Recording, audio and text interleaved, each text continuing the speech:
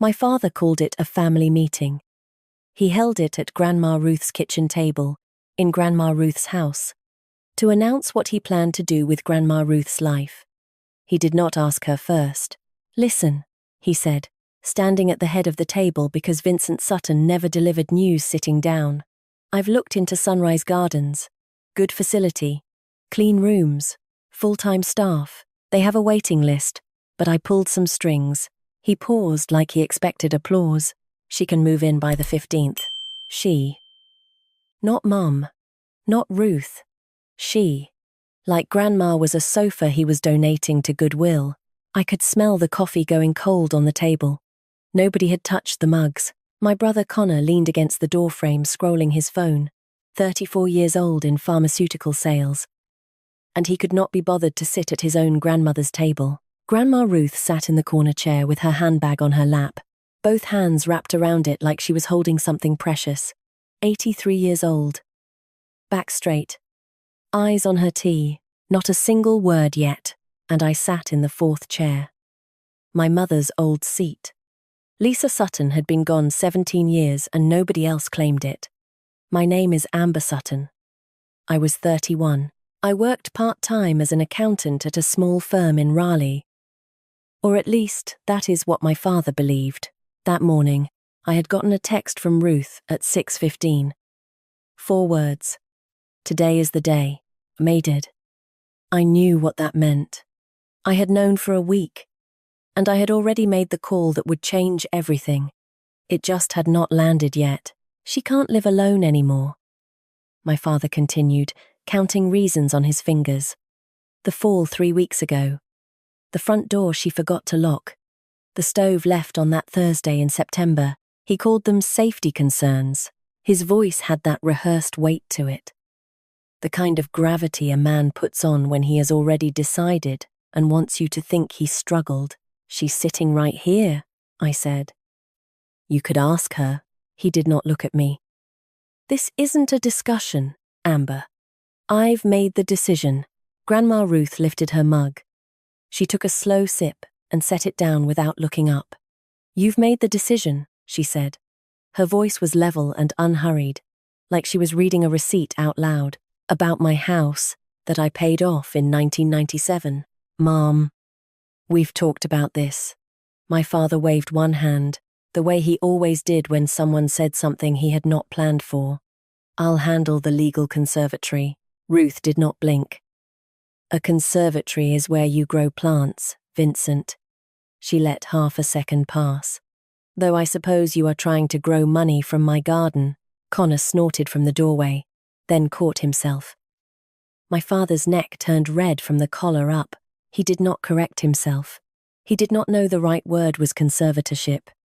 He had not even done that much research before deciding to ship his mother to a facility and sell the house out from under her. He turned to me. Not to Ruth. To me. Because somewhere behind those eyes, I was the only thing he had not calculated for. "You can't stop this," he said. "She's coming with me," I said. My father laughed. Not a real laugh, the kind that pushes air through the nose and exists only to make someone feel small. "With you?" He shook his head, and when he spoke again, his voice dropped to the tone he saved for corrections. "Amber, you can't even afford a car." There it was. The old knife in the old wound. I was 14 again, standing in the hallway 2 days after my mother's funeral, hearing his voice through the living room wall. "Just the two of us now, son." "Amber, she's too much like her mother. I can't stand looking at her." I stood there in my black dress and I learned what it felt like to become furniture. I had been disappearing ever since. 15 years of silence. 15 years of building something he would never think to look for. "You can't even afford a car." My hands wanted to shake. My jaw locked, and I felt the ache settle in behind my teeth. 15 years of discipline. 15 years of putting 70 cents of every dollar I earned into accounts and properties he did not know existed, and my father still saw the same invisible girl he decided I was when I was 14. But Ruth was looking at me. Not with worry. Not with pity, with the same steady gaze she had the day she sat me down at this table and put $500 in front of me and said, "This is not a gift. This is a test." Her eyes said one thing now. Go. I reached into my pocket. Pulled out my phone. One tap. One word. Now, the room was quiet for a while. My father opened his mouth, probably to tell me I was being dramatic again, or emotional, or just like my mother. He never got the chance. It started low. A pulse in the distance. Rhythmic. Growing closer. The coffee mugs began to tremble against the tabletop. The window behind my father buzzed in its frame. Then the sound dropped over the house like something solid. And the loose papers on the table, my father's printed brochures for Sunrise Gardens, lifted off the wood and scattered across the floor. Connor straightened up from the doorframe. He raised his phone and tilted the screen toward Ruth, toward me. He was not goofing around. He was recording evidence, footage of the granddaughter taking the old woman away, in case they needed it later for court. That was Connor, always one step behind our father, always carrying his bags. Ruth did not turn around. "You're recording your grandmother being rescued," she said over the noise. "I hope that plays well in court." The medical helicopter set down on the front lawn. Air Methods, out of Durham. I had booked it 3 days earlier, the morning after Ruth's text warning me this meeting was coming. Private medical air transport, the kind families use when an elderly person needs to be moved quickly and safely. It cost more than the car my father said I could not afford. I paid for it the way I paid for everything, quietly, in full, without asking anyone's permission. I stood and held out my hand. "My ride's here." Grandma Ruth placed her tea on the table. She picked up her handbag, the one she had been gripping since the meeting began, and she took my hand. Her fingers were dry and warm and perfectly steady.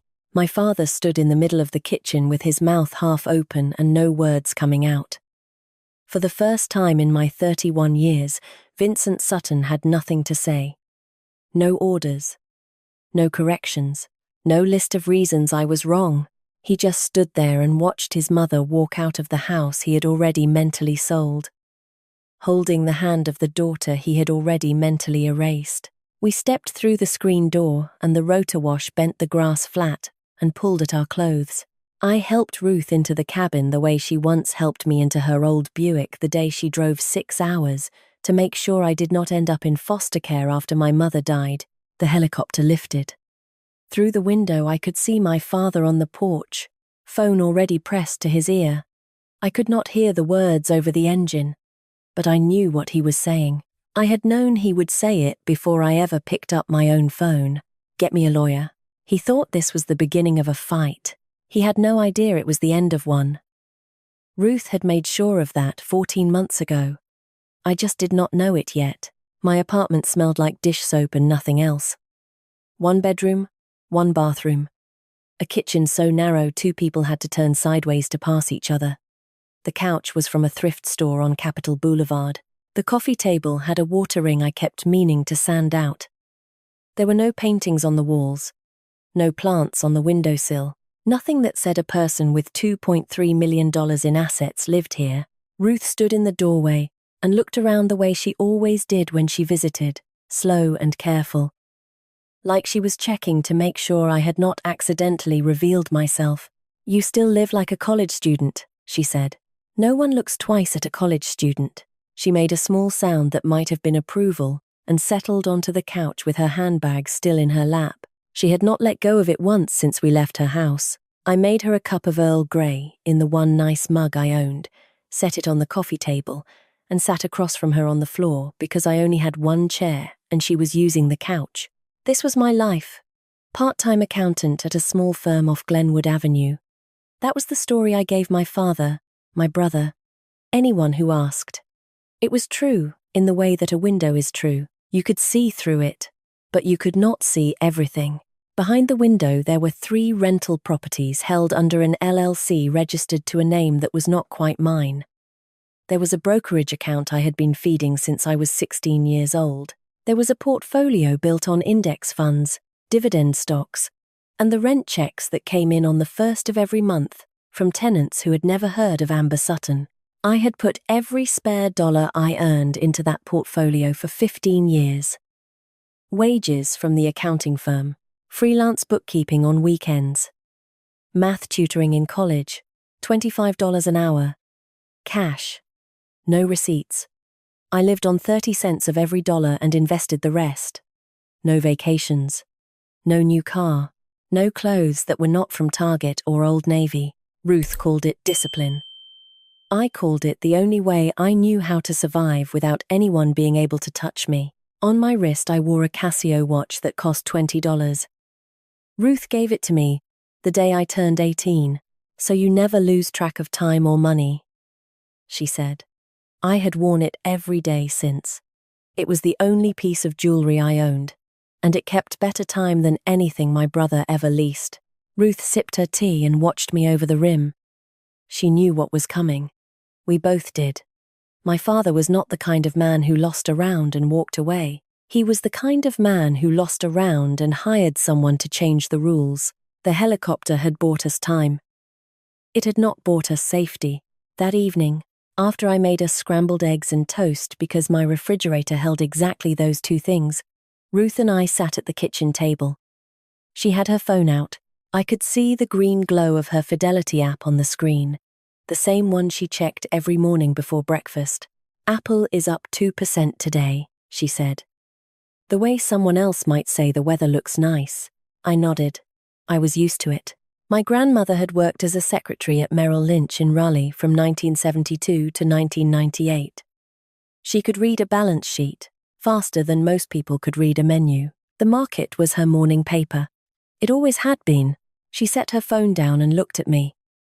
Not the gentle look she gave when she was being my grandmother. The sharp one.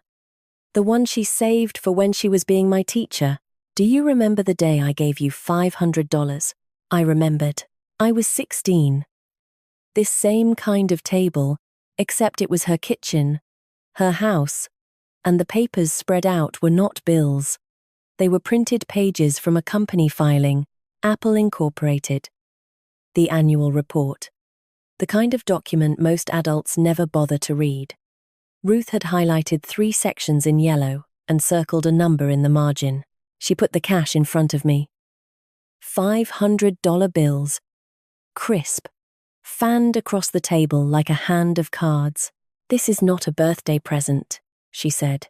This is a test. I asked her what kind of test. Patience, she said. My son does not have it. My granddaughter. I am not sure yet. I did not understand at the time. I was 16. $500 felt like a fortune. But Ruth sat with me that afternoon and showed me how to open a brokerage account, how to buy shares of an index fund, and how to leave them alone. I put the money in. A year later, it was worth $537. Not life-changing. Not exciting. But when I told Ruth the number, she just nodded and said, "If you looked at that number and did not sell, you passed." She was right. I never sold. I added to it. Every dollar I could scrape together for the next 15 years went into that account, or into the rental properties it eventually helped me buy. The $500 was not the fortune. The $500 was the seed. Ruth planted it. I watered it with everything I had, but I also remembered what happened after. I was 16 and I made the mistake of telling Connor about the money. I was excited. I thought my brother would be proud. Connor told my father that same night. The next morning, my father drove to Ruth's house and pounded the kitchen table so hard, the salt shaker fell off the edge. I heard it from behind the door. I heard him shout, "You gave her money, and not your own son." I heard Ruth lie without flinching. It was $50. For a school book. Calm down, Vincent. It was not $50. It was $500. And Ruth lied to protect me. And I stood behind that door and learned the biggest lesson of my life. Anything this family knows about you will be used against you. I never told anyone anything again. Not about the money. Not about the properties. Not about any of it. I built my life in silence, because silence was the only safe place I had ever found. Ruth was watching me now, here in my narrow kitchen. 15 years later. Are you ready? She asked. Before I could answer, my phone rang. The number on the screen was one I did not recognize. A Raleigh area code. But not a person. An office. This is the clerk of Superior Court, the voice said. Wake County. I stood up from the table. Ruth did not move. She just looked at me with those steady eyes and waited, because she had known this call was coming too. The call from the clerk's office lasted 40 seconds. A woman with a flat, practiced voice told me that an emergency petition had been filed and that I would be receiving formal papers. She did not say who filed it. She did not have to. Ruth and I did not speak much for the rest of that weekend. She slept in my bed, and I took the couch, and we moved around each other the way two people do when they are both waiting for the same blow to land. Sunday was long and quiet. Ruth read the news on her phone. I sat at my laptop pretending to reconcile a client's books while my mind ran numbers that had nothing to do with accounting. Monday morning, 7:15. 3 knocks on the door. Not loud, not soft. The flat, professional rhythm of someone who does this all day long. I opened it in a hoodie and bare feet. Hair still tangled from the couch. A man in a grey polo shirt stood on my doorstep, holding a manila envelope thick enough to feel like a brick. He asked me to confirm my name, handed me the envelope, and had me sign his clipboard. He was back in his car before I had the flap open. The cover page read, Emergency Petition for Guardianship of Ruth Ann Sutton, filed in Wake County, North Carolina. Petitioner, Vincent Ray Sutton. I carried the envelope to the kitchen table and spread the pages out, one by one, the way Grandma Ruth had once spread those Apple printouts in front of me. Except these pages were not teaching me anything I wanted to learn.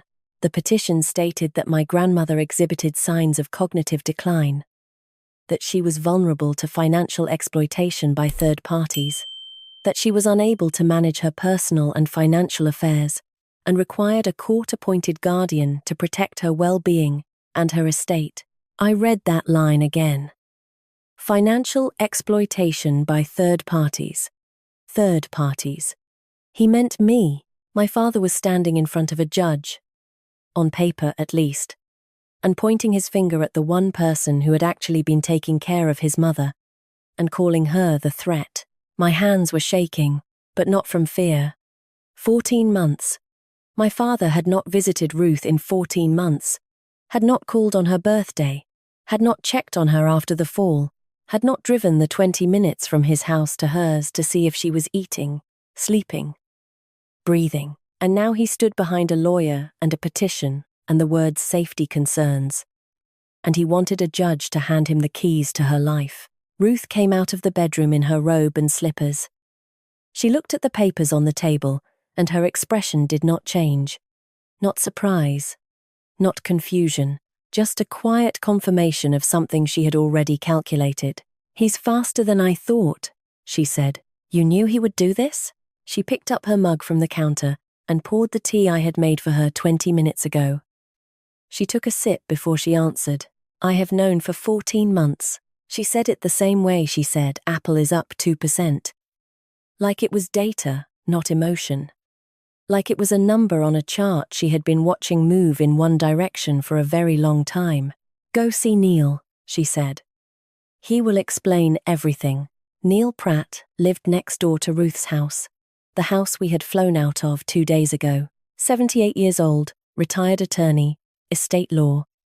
30 years of friendship with my grandmother and the man who had helped her set up the irrevocable trust that currently held her home and her savings. I drove to his place that morning, while Ruth stayed at my apartment with her tea and her phone and her calm that I could not begin to match. Neil was on his front porch with a cup of coffee and a crossword puzzle. He put both down when he saw the envelope in my hand, Sit, he said. He did not ask what it was. He already knew. I sat in the wicker chair beside him and handed him the papers. He read through them the way a mechanic listens to an engine, quickly, looking for the part that was broken. Emergency guardianship, he said, setting the pages on the table between us. Your father's lawyer filed this Friday, which is why the clerk called you Saturday. A judge has to schedule a preliminary hearing within 10 to 14 days. At that hearing, his attorney will argue that Ruth lacks the mental capacity to manage her own affairs. If the judge agrees, even temporarily, your father gets control. He paused. All of it. The house, the bank accounts, her medical decisions, where she lives, who gets to visit. But the trust, I said. Grandma set up the irrevocable trust 2 years ago. He can't touch what's inside it. Neil nodded slowly. The way someone nods when the answer is yes, but also no. The trust protects the assets inside it. That is true. But guardianship is different. Amber, guardianship does not control property. It controls the person. He looked at me. If your father is appointed guardian, he decides where Ruth sleeps, what doctors she sees, and who walks through her door. He could put her in Sunrise Gardens tomorrow and forbid you from visiting. Legally, with the court's blessing. The porch felt smaller than it had a minute ago. The coffee Neil had offered me sat untouched, and the steam had stopped rising from it. I had been thinking about money, about the house, the accounts, the trust. I had been so focused on protecting what Ruth owned that I had missed what my father was actually reaching for. He was not reaching for her money. He was reaching for her. I know an elder law attorney, Neil said. Margaret Holt. She handles cases like this every week. Good at it. Tough. Knows the judges in Wake County. He wrote a number on the edge of his crossword puzzle, tore the strip off, and handed it to me. Call her today. Not tomorrow. Today. I drove back to my apartment with the strip of newspaper on the passenger seat and the petition in my lap, and a feeling in my chest like something heavy had shifted and settled into a new position. I had spent 15 years building wealth in silence, buying properties, growing a portfolio, becoming someone my father would never think to look for. And now I was realizing that none of it, not the money, not the apartments, not the index funds, none of it meant anything if I lost the only person who had ever looked at me and seen someone worth investing in. I parked in front of my building and picked up my phone. The number Neil gave me had 10 digits written in a retired lawyer's careful handwriting. I dialed before I could talk myself out of it. A woman answered on the second ring. Calm voice. Direct. Margaret Holt's office. My name is Amber Sutton, I said. My father just filed an emergency guardianship petition against my grandmother. I need to see Miss Holt. I paused.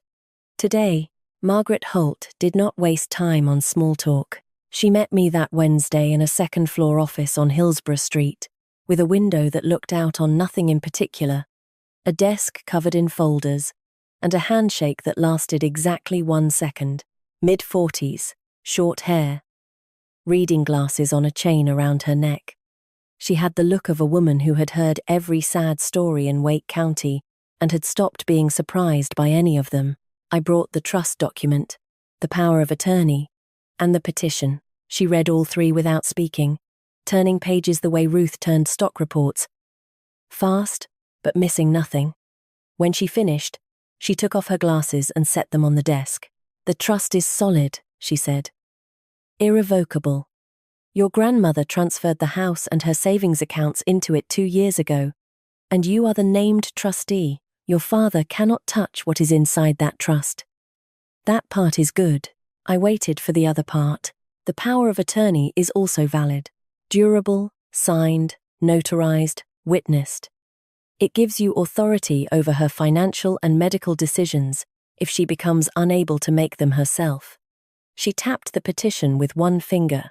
But this is not about the money, Amber. Your father is not suing the trust. He is petitioning for guardianship of the person. Neil explained that. Then you understand. If the judge appoints your father as guardian, he controls where Ruth lives, what care she receives, and who is allowed to see her. The trust keeps the house safe.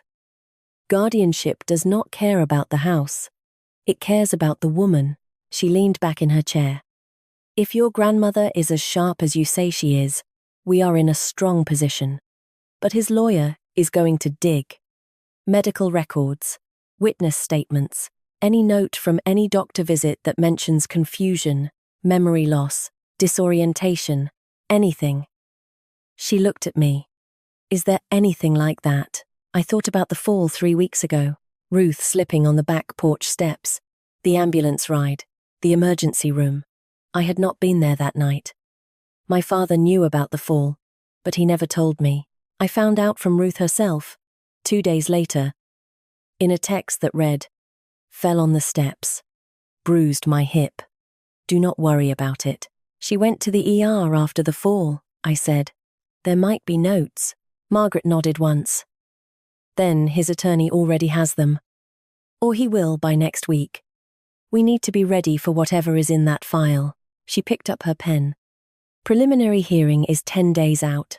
I will file our response, present the trust and the power of attorney, and argue that Ruth is competent and does not require a guardian. Your job between now and then is simple. Take care of her, keep records, and do not talk to your father or your brother without me present. I drove home with the feeling that I had hired the right person, and also that the right person had just told me, in her polite and professional way, that this was going to be ugly. Friday evening. Ruth was in my bedroom, reading something on her phone. I was at the kitchen table, going through Margaret's checklist of documents we needed to prepare, when I heard the knock.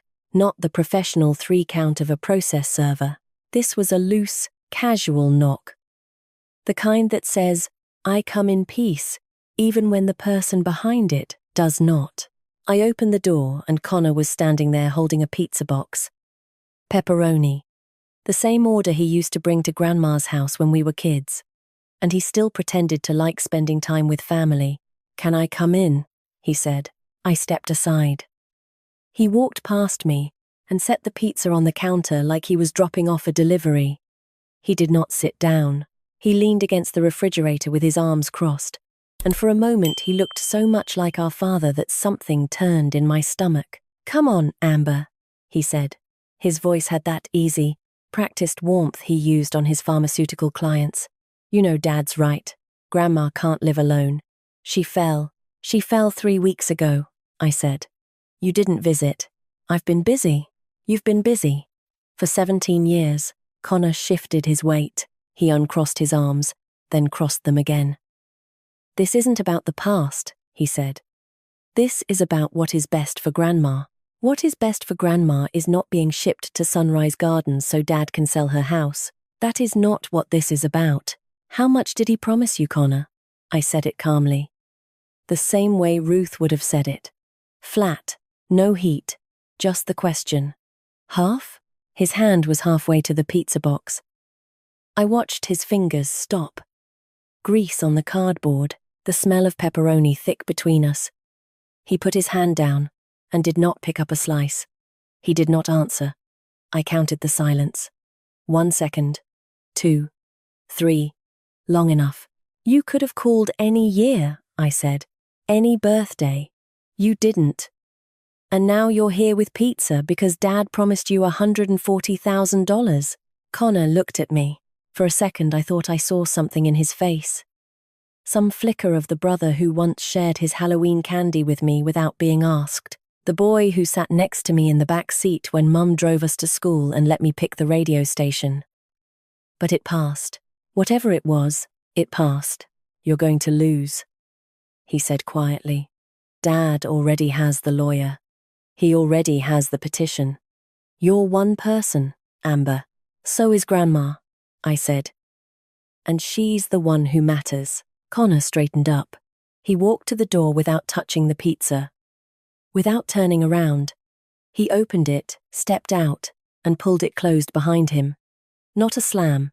Just a click, the sound of someone leaving who had already decided which side he was on before he knocked. The pizza sat on the counter.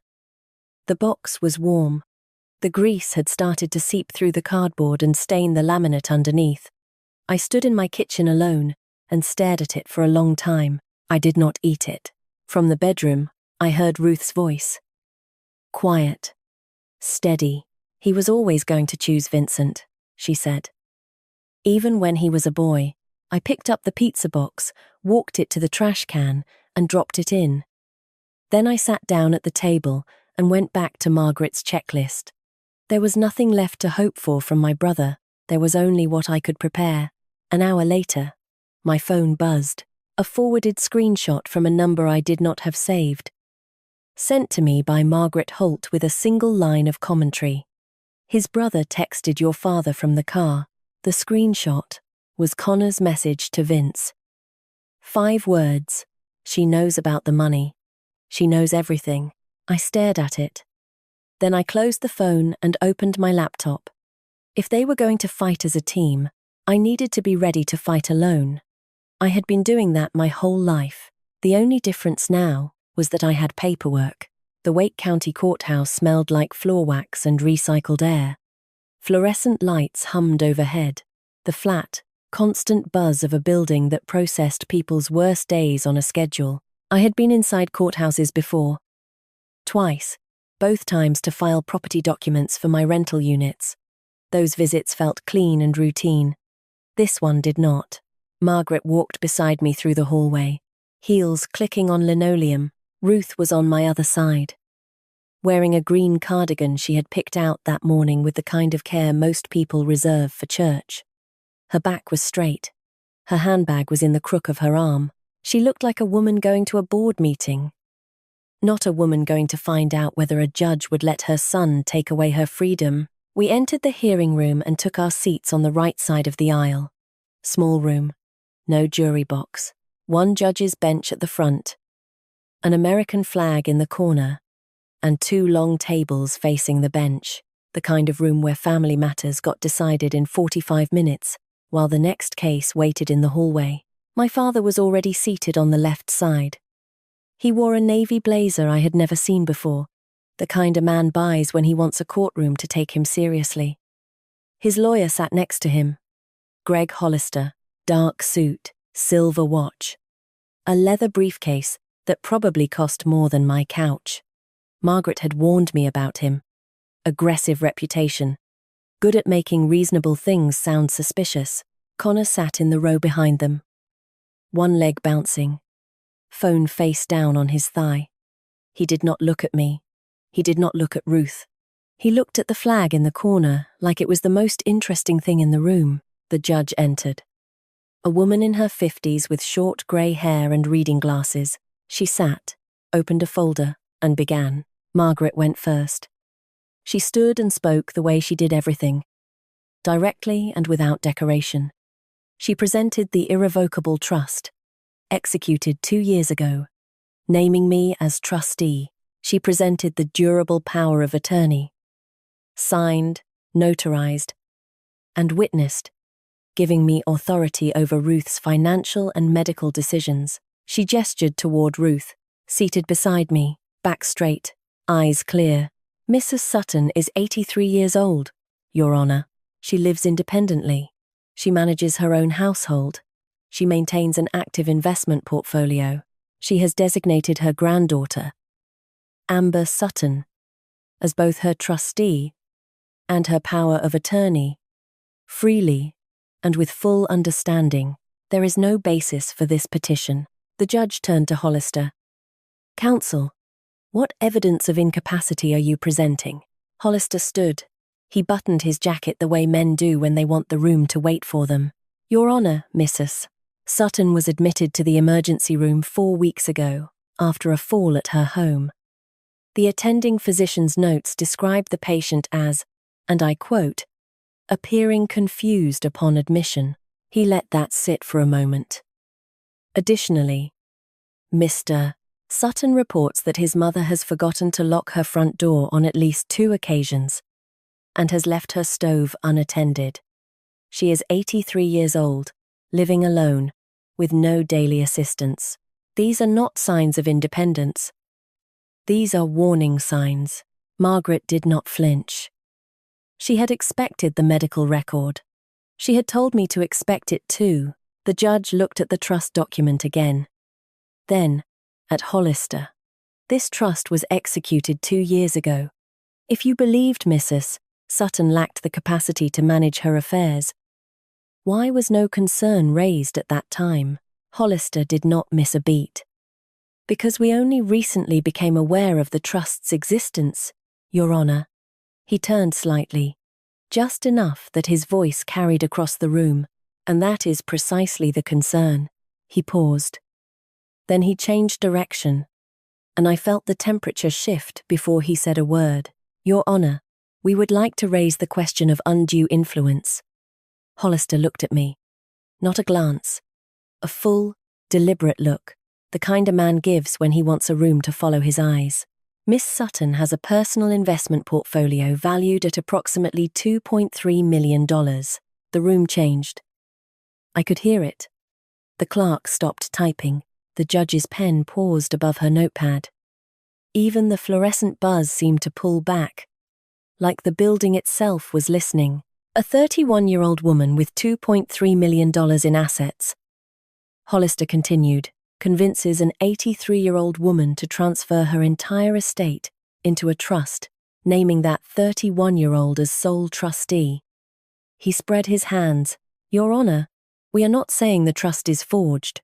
We are saying it was signed under conditions that warrant serious scrutiny. We respectfully request a full capacity evaluation by a court-appointed examiner. 15 years. 15 years of living in a one-bedroom apartment with a thrift store couch, driving a car with 140,000 miles on it, wearing a $20 watch, telling my family I was a part-time accountant. 15 years of building in the dark because the dark was the only safe place I had ever found. And now a man in a silver watch had just pulled the curtain open in a courtroom. And every person in that room was looking at me. The way you look at someone whose story no longer adds up. My chest tightened, my fingers pressed flat against my thighs under the table. Margaret put her hand on my arm, once, brief, and then withdrew it. A signal. Stay still. The judge wrote something down.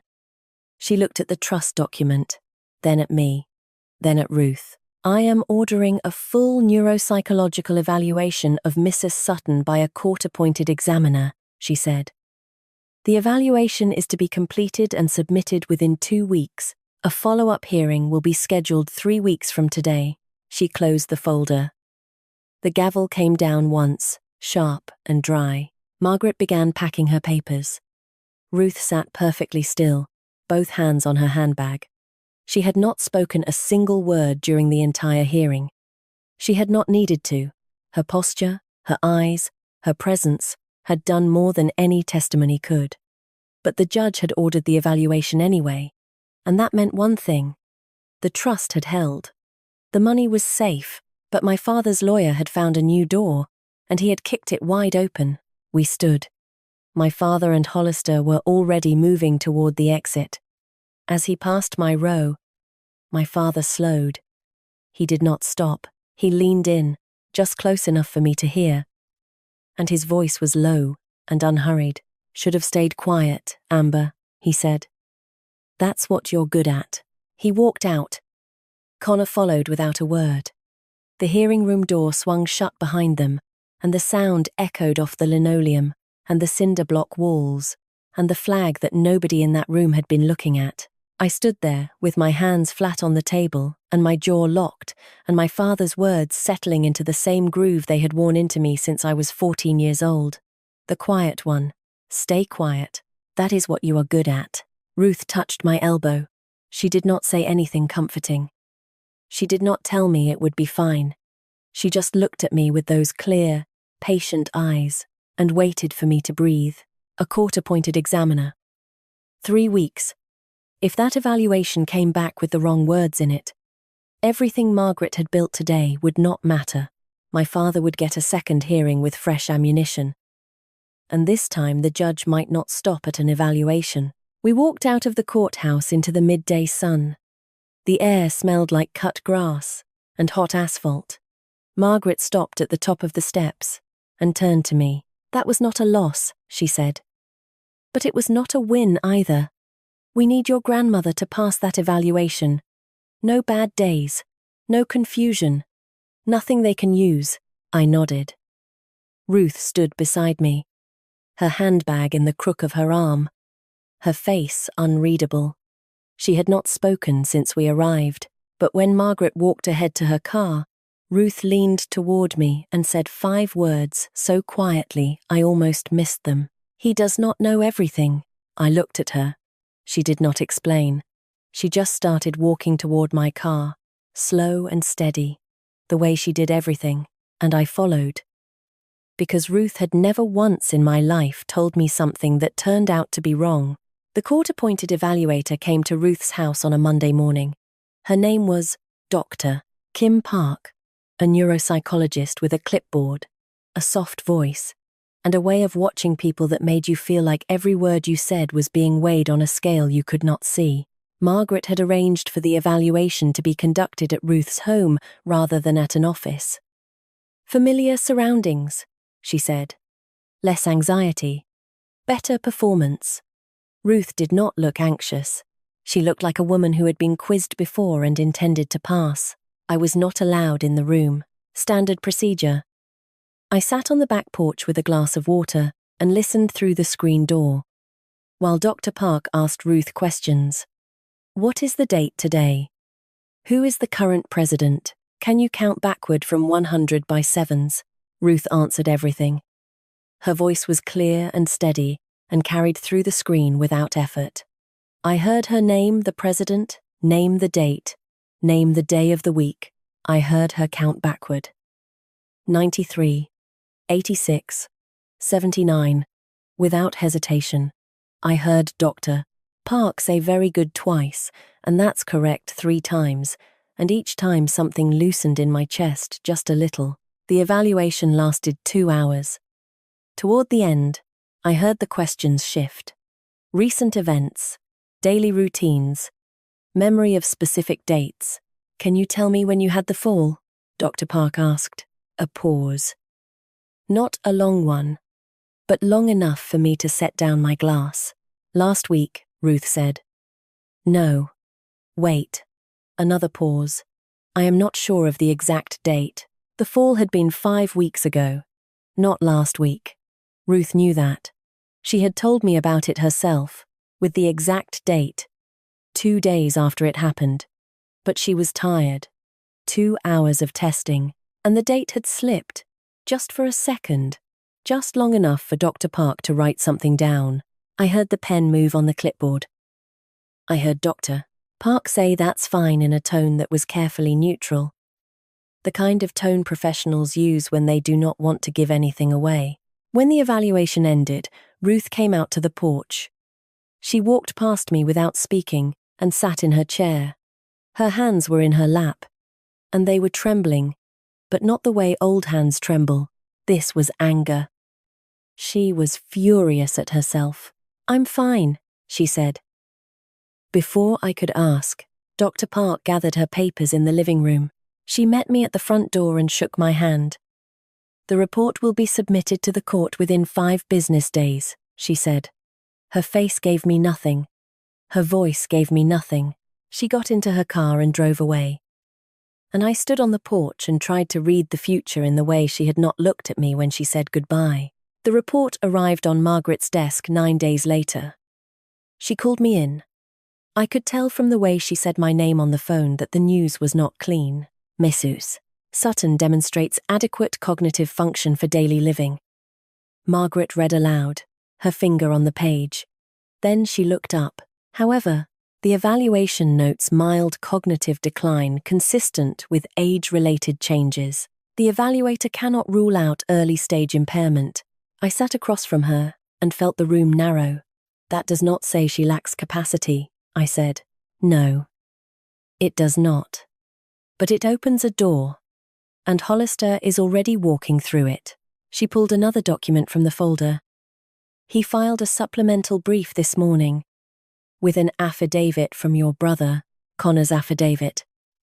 3 sworn statements. Amber Sutton visited her grandmother approximately 2 to 3 times per year. I have personally observed Mrs. Sutton signing documents that she did not appear to fully understand. Amber Sutton has consistently concealed her financial status from all members of the family. Margaret set the page down. The problem is that none of this is entirely false. You did visit infrequently. You did keep your finances hidden, and your brother is willing to say, under oath, that he saw Ruth sign things she did not understand. She paused. Hollister is building a story, Amber. A wealthy, secretive granddaughter, who rarely visits, convinces an aging woman to sign over her entire estate. It is a clean narrative. Judges hear versions of it every month. I left Margaret's office and sat in my car in the parking lot. I did not turn on the engine. Rain had started. Light at first, then steady, and the drops ran down the windshield in crooked lines that blurred the building in front of me into something I could not recognize. 15 years of hiding. 15 years of building wealth in silence, because silence was the only armor I had. I hid because my family punished visibility. I hid because my brother could not be trusted. I hid because my father looked at me and saw someone not worth knowing. And now a courtroom was looking at my hiding and seeing something else entirely. They were seeing a woman with secrets, a woman with millions, a woman who appeared out of nowhere with legal documents already signed. I had hidden to protect myself. And now, my hiding was the thing being used to destroy me. The rain blurred everything. I sat there for a long time. When I got home, Ruth was on the couch. Not reading, not on her phone. Just sitting, back straight, handbag in her lap. The way she had been sitting at the family meeting 2.5 weeks ago. She looked at me when I walked in. And whatever she saw in my face told her everything. Bad? She said. The doctor's report says mild cognitive decline. Dad's lawyer is using it. Connor signed a sworn statement saying, I manipulate you. Ruth was quiet for a long time. The apartment was so still, I could hear the refrigerator cycling and the rain tapping on the window above the kitchen sink. Then, she said one word. Sit. I sat. Ruth opened her handbag. The same handbag she had been holding at the family meeting. The same one she gripped during the helicopter ride. The same one she carried into the courthouse and held on her lap while a lawyer accused her granddaughter of being a predator. She reached inside and pulled out a manila envelope, thick and creased at the corners, and she placed it on the table between us. I have kept this for 14 months, she said. Her voice was low and even, and carried the weight of a woman who had spent more than a year deciding when to open the door she was about to open. I waited because I hoped my son would not push it this far. I looked at the envelope. Then I looked at her. Open it, she said. I did. Inside there were 3 things. The first was a printout of an email. It was addressed to Ruth Ann Sutton and sent by the Human Resources Department of a company called Vanguard Mechanical Systems. The email informed her, as the guarantor of a personal loan taken out by her son Vincent Ray Sutton in 2005, that Mr. Sutton's employment had been terminated effective 14 months ago due to confirmed misappropriation of company funds in the amount of $85,346. My father had not retired early. My father had been fired for stealing. The second item was a stack of bank statements. Ruth's checking account, 8 months of debit card transactions, all made with a supplementary card that Ruth had not authorized, total withdrawn.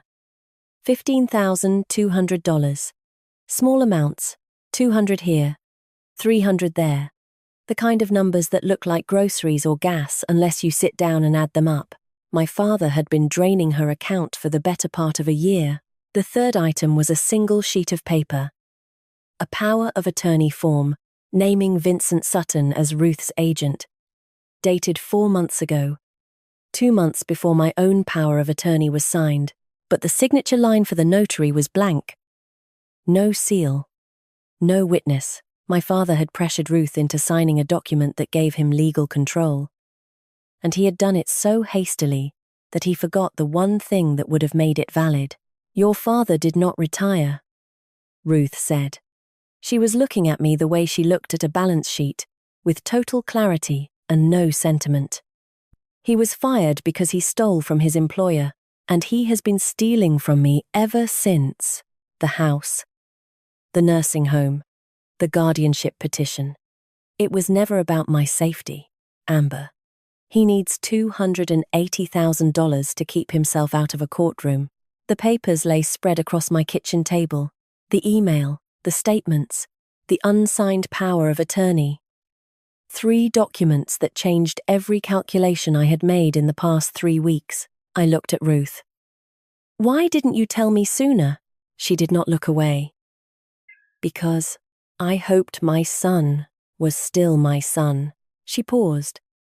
And for the first time since the family meeting, something shifted behind her eyes. Not sadness exactly. Something older than sadness. Something closer to the feeling you have when you finally put down a heavy thing you have been carrying for longer than you should have. "He is not," she said. "He is just a man who needs money." The rain had stopped. The kitchen was quiet. My grandmother sat across from me, 83 years old, back straight. And I realized that Ruth had not been holding that handbag to comfort herself. She had been holding it the way a soldier holds a weapon, waiting for the right moment to use it. 14 months. She had carried that envelope for 14 months. Through a fall, through a family meeting, through a helicopter ride, through a courtroom, through an evaluation that left her hands shaking, and she had not opened it until the moment I needed it most. I picked up my phone and called Margaret Holt. Margaret did not answer. It was after 10 at night and her office was closed. So I left a message and sat at the kitchen table with Ruth's envelope and the feeling that something large had shifted and was still settling into place. Ruth went to bed around 11. She touched my shoulder on her way past. One brief press of her hand, and then she was gone. The bedroom door closed with a soft click. The apartment was quiet. I stayed at the table. The documents were spread out in front of me. The email about the embezzlement, the bank statements showing the withdrawals, the unsigned power of attorney my father had tried to force Ruth into signing, 3 pieces of paper that explained everything my father had done and why he had done it, 3 pieces of paper that could end his guardianship case and possibly start a criminal one. I should have felt something. Relief, maybe. Vindication, the satisfaction of finally holding proof that the man who had spent my whole life calling me worthless had been the one stealing, the one lying, the one running from consequences he had created for himself. But I did not feel any of those things. I felt tired, and I felt a question forming that I did not want to answer. Was it worth it? 15 years. I had spent 15 years building in silence, putting 70 cents of every dollar into accounts nobody knew about, living in a 1-bedroom apartment with a thrift store couch, wearing a $20 watch, eating scrambled eggs for dinner because my refrigerator held exactly that. I had made myself invisible on purpose, and I had done it so well that my own father believed I could not afford a car. I could walk away. That was the truth sitting at the bottom of everything else. I could take Ruth, move her into one of my rental properties, hire a nurse, set her up with everything she needed for the rest of her life. I had the money. I could do it tomorrow. I could let my father sell the house, pay off whatever debts were chasing him, and disappear from his life the way he had disappeared from mine 17 years ago. The safe move. The quiet move. The Amber Sutton move. I looked down at my wrist. The Casio watch Ruth gave me when I turned 18. The face was scratched, and the band was faded, and it still kept perfect time. So you never lose track of time or money. I had not lost track of either. I had tracked both so carefully that I had forgotten to track anything else. And then I understood something I had not understood before. Protecting Ruth was what I wanted, but it was not what I needed. What I needed was to stop hiding. What I needed was to walk into a courtroom and let every person in that room see me, not the part-time accountant, not the invisible daughter, not the quiet one, but the woman I had actually become, the one who built something from $500 in silence, and the kind of patience my father never had.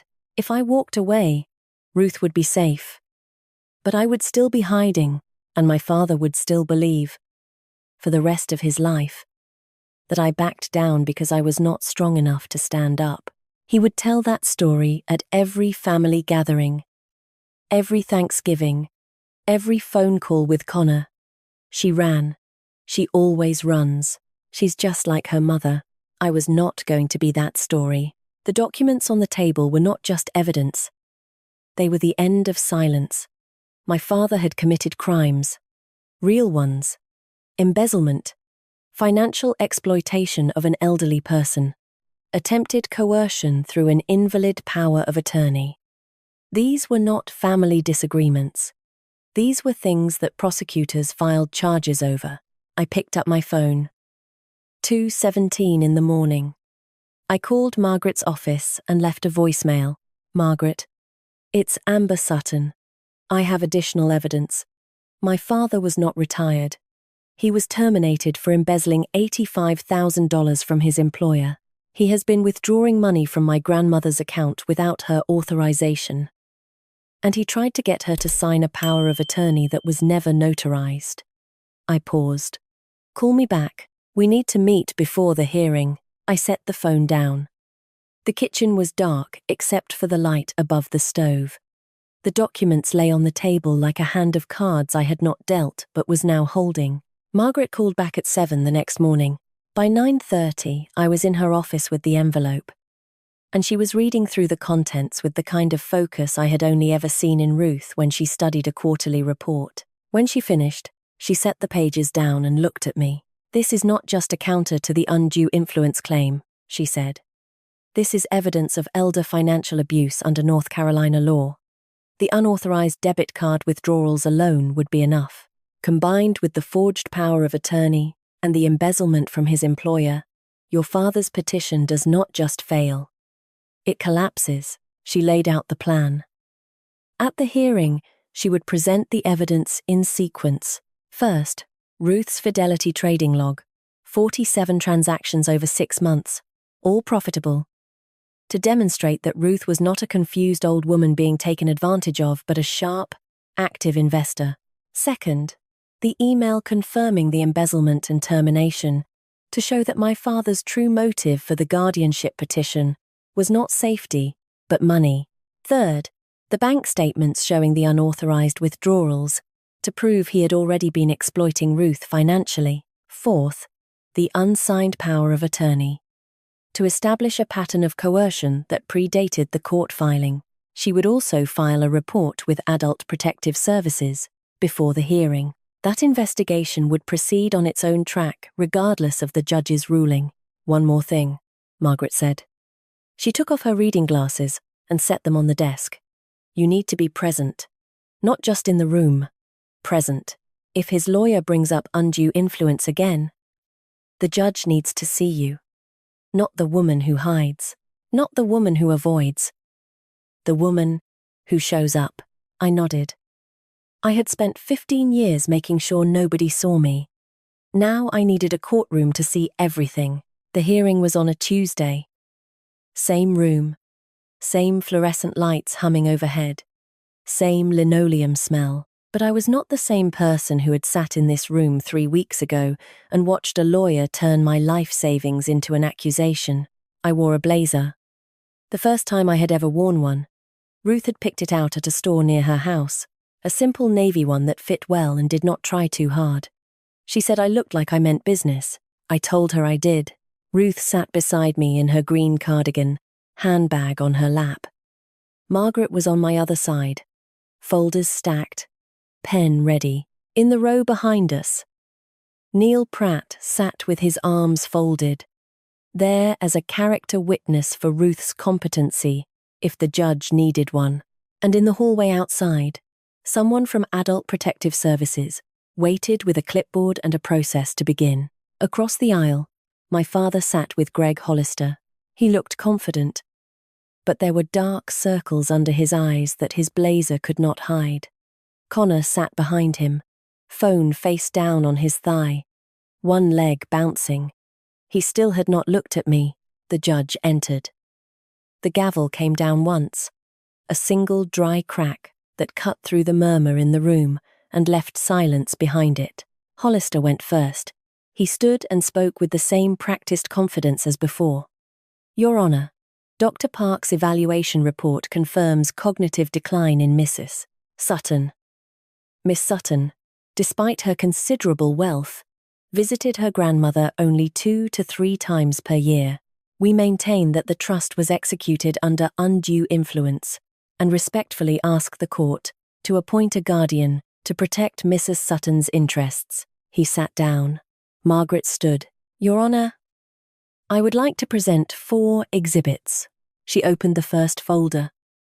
The sound of paper against paper filled the quiet room, each page turning like a slow count. Exhibit A. Mrs. Ruth Sutton's personal brokerage account activity for the past 6 months. She handed copies to the judge and to Hollister. 47 individual stock transactions, net profit of $4,200. Every trade initiated by Mrs. Sutton from her personal phone. Margaret looked at the judge. Your Honor, this is not the trading history of a woman who cannot manage her own affairs. This is the portfolio of an active, competent investor. The judge studied the pages. She looked at Ruth. Ruth looked back without blinking. Exhibit B.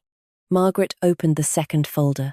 The paper rustled again, and this time I watched Hollister's hand pause over his notepad. An email from Vanguard Mechanical Systems, addressed to Mrs. Sutton as loan guarantor, confirming that the petitioner, Vincent Ray Sutton, was terminated from his position 14 months ago for misappropriation of company funds in the amount of $85,346. A murmur moved through the room like a current. The clerk stopped typing. Hollister's pen touched his pad but did not write. Margaret continued. Mr. Sutton did not retire early, Your Honor. He was fired for stealing. He is currently facing a repayment deadline from his former employer. The value of his mother's home is approximately $280,000. This petition was never about safety. It was about solvency. My father stood up from his chair. That is a lie. His voice was loud and sharp, and it bounced off the cinder block walls. Hollister pulled him back down by the sleeve. The judge raised one hand, and the room went still. Exhibit C. Margaret's voice did not change. She placed the bank statements on the table. 8 months of unauthorized withdrawals from Mrs. Sutton's checking account. Made with a supplementary debit card she did not authorize. Total. $15,200. Mr. Sutton is not seeking to protect his mother. He has been taking from her. Exhibit D. The last folder. The unsigned power of attorney. 4 months ago, before either the trust or Miss Sutton's power of attorney were known to him, Mr. Sutton pressured his mother into signing this document, which would have granted him full legal authority over her affairs. It was never notarized. It is not valid. But it demonstrates a pattern. Your Honor, when coercion failed, Mr. Sutton turned to the courts. The room was quiet, not the comfortable quiet of a pause between speakers. The held breath quiet of people watching something fall. The judge turned to my father. Mr. Sutton, do you wish to respond to these exhibits? Hollister leaned in and whispered. My father's jaw tightened. His hands curled into fists on the table, then opened, then curled again. He turned and looked behind him. Toward Connor, the way a man looks for the one person he expects to still be standing. Connor was staring at him, not at the judge, not at me, at his father. And the look on his face was not anger. It was the slow, grinding recognition of someone who has just realized that the person he trusted most has been lying about the most basic things. You told me you retired, Connor said. His voice was quiet. Not a whisper. Just quiet. The way things are quiet when they are final, Connor. My father reached one hand toward the row behind him. Connor stood up. The wooden chair scraped against the floor. A sharp, ugly sound that cut through the room and turned every head. He stepped past his father without looking down. He walked past my row without looking at me. He reached the door, opened it, and pulled it shut behind him. Not a slam. A click. The lightest possible closing of a heavy door. And somehow, that was worse. The room held still. My father sat alone at his table. Hollister had stopped whispering. The judge was watching. The clerk was watching. I was watching. And I realized that I had expected to feel triumph in this moment. The sharp, clean high of being right after a lifetime of being dismissed. But what I felt was something else. I felt the weight of looking at a 61-year-old man sitting by himself in a room full of people who now knew exactly what he was. And understanding that he had done every bit of it to himself, the judge spoke. The petition for guardianship is denied. She paused. The court is referring the evidence presented today to the district attorney's office and to Adult Protective Services for further investigation. The gavel came down. One tap. Done. Ruth reached under the table and found my hand. Her fingers closed around mine, dry and warm and steady, and she squeezed once. She did not say a word. She did not need to. We stood. My father was already moving toward the exit. Hollister beside him, their footsteps quick on the linoleum. As he passed my row, my father slowed. He did not stop. He leaned toward me, close enough that I could smell the coffee on his breath and the dry cleaning chemical on his blazer, and he said it low, "You've destroyed this family." I looked at him. I did not whisper. I did not flinch. I spoke at full volume, in a room where every person could hear me, because I was done being quiet. You didn't lose, Mom. You didn't lose this house. You lost us. And you didn't even notice. He walked out, the door closed behind him, and I stood there in a courtroom in Wake County, North Carolina, 31 years old, wearing a blazer for the first time in my life, holding my grandmother's hand. And I was not invisible anymore. 3 days after the hearing, I drove Ruth home. Not to my apartment. Home. Her house. The house on Marsh Creek Lane that she had paid off in 1997. The house my father had tried to sell out from under her. The house that was still standing exactly where it had always been, with the same oak tree in the front yard, and the same cracked stepping stones leading to the porch, and the same screen door that banged shut if you did not catch it. I carried her suitcase up the steps while she unlocked the front door. The house smelled the way it always had. Earl Grey and oak wood, and the faint trace of lemon polish she used every Saturday. Sunlight came through the kitchen window and lay across the floor in a long, warm stripe. The table was still there, the same table where she had spread out those Apple printouts 15 years ago. The same table where my father had announced his plan to put her in Sunrise Gardens and sell everything she owned. Ruth walked through the room slowly, touching things, the back of the couch, the edge of the counter, the curtain by the living room window. She was not checking for damage. She was reminding herself that it was still hers. I set my keys on the kitchen table. Not just my car keys, my apartment keys. I had given notice on my lease that morning. I was moving into the spare bedroom at the end of the hall. The room that used to be my mother's sewing room before she died. The room that had been empty for 17 years. Ruth had not asked me to move in. I had not asked her permission. It was just the thing that was going to happen, and we both knew it without needing to say it. Ruth settled onto the couch with her iPad and started reading the financial news the way she did every morning. Like the past 5 weeks had been a brief interruption, and not a legal battle that nearly cost her everything. I unpacked groceries. I wiped down the kitchen counter. I did the small ordinary things that make a house feel lived in. Because that was the point now. Living in it. Being here, Amber, her voice came from the kitchen doorway. I turned and she was standing there with something in her hand, a small envelope. Not the thick manila one from the other night. This one was old. The paper had gone soft and yellow at the edges. And the flap was tucked in, not sealed, like it had been opened and closed many times. "Sit down," she said. I sat at the kitchen table. She placed the envelope in front of me and lowered herself into the chair across from mine. The same 2 chairs. The same table. The sunlight still coming through the window. "Open it," she said. I lifted the flap. Inside was a card. Handmade, blue construction paper. The kind they stock in elementary school art rooms. The edges were uneven, where someone had cut them with dull scissors. Glitter glue had been applied to the front in a pattern that might once have been a flower, though most of the glitter had fallen off years ago, leaving only the dried lines of glue behind.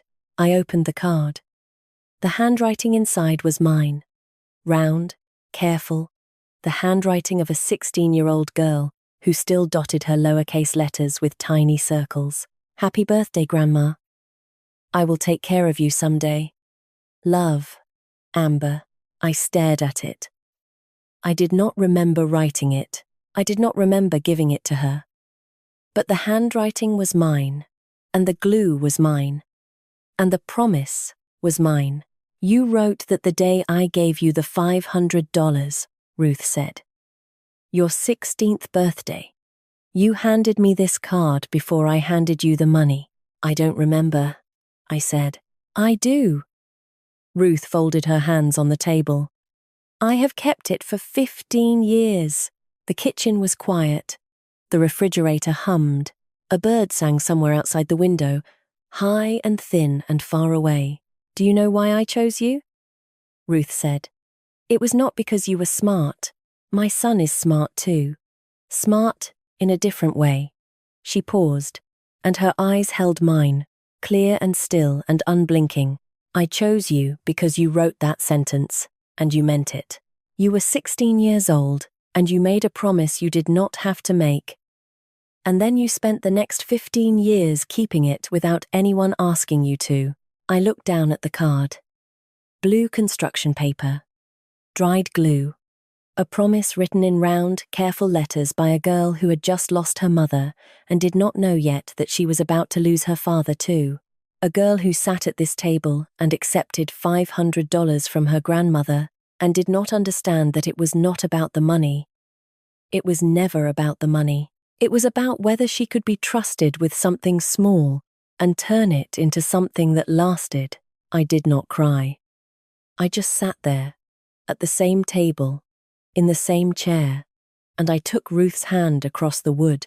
Her fingers closed around mine the way they had in the courtroom, dry and warm and certain. The house was quiet. 2 mugs of Earl Grey on the table. Sunlight through the window. My Casio watch on my wrist. Still running. Still keeping time the way it had for 13 years. Part 1 of my life was the girl who hid. Part 2 was the woman who showed up. 15 years of compound interest. That is what patience looks like. Grandma taught me that. She taught me everything that mattered.